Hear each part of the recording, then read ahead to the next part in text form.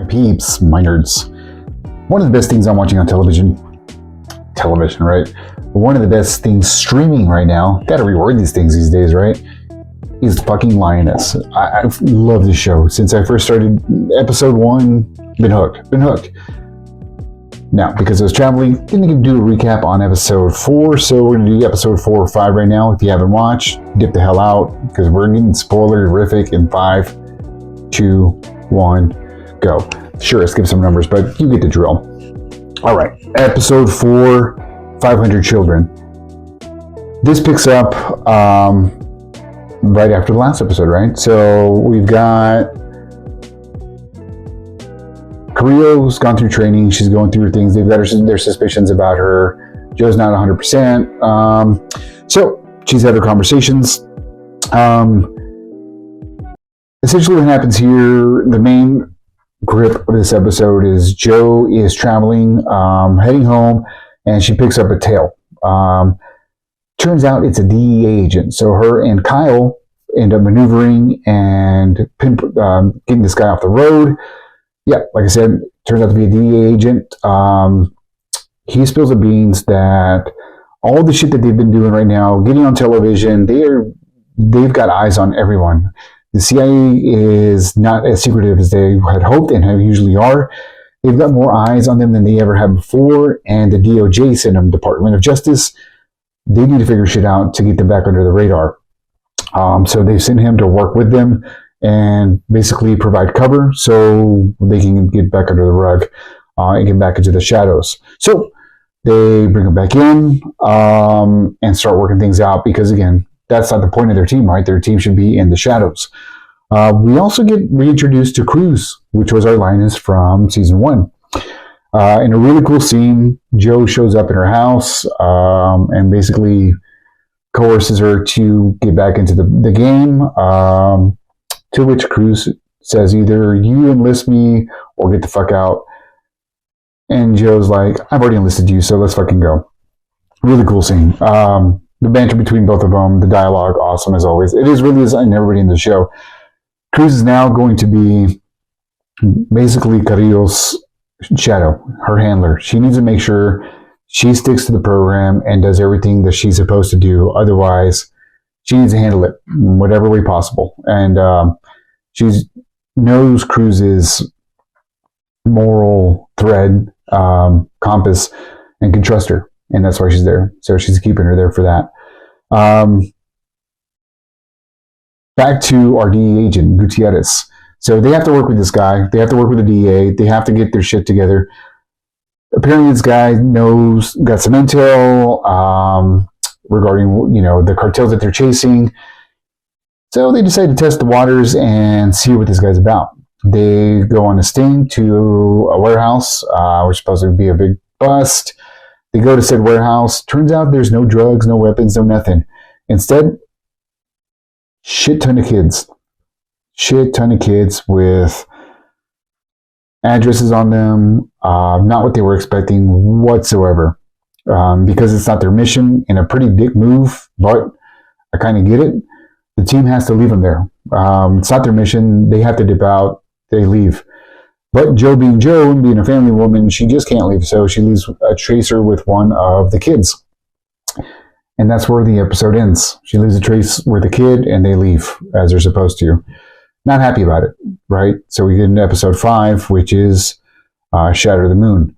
So if you didn't get it, the 500 Children name of the episode, that's what it was. There was 500 kids in that warehouse. So it picks up there. The whole team's pissed off. They know they shouldn't have left. They should have done something. Joe said that's not their mission. If they have something to say, they get the CIA head guy on there and say, hey, if you've got something, ask him. Tell me what you want. No one says shit. So get the fuck on. Unpack your shit. We've got shit to do. But Joe being Joe, again, she plays the tracer. They've got a mission to go to. She sets up a whole side mission. There's a whole different thing that she's got going on. She gets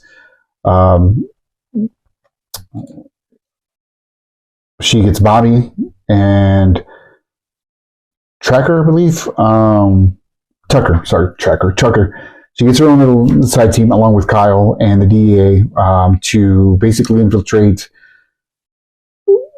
the kids where they're going to get smuggled. The only way the DEA can possibly intervene is if they think there's drugs on the kids, that might be mules. So that's their story. They need to get these kids.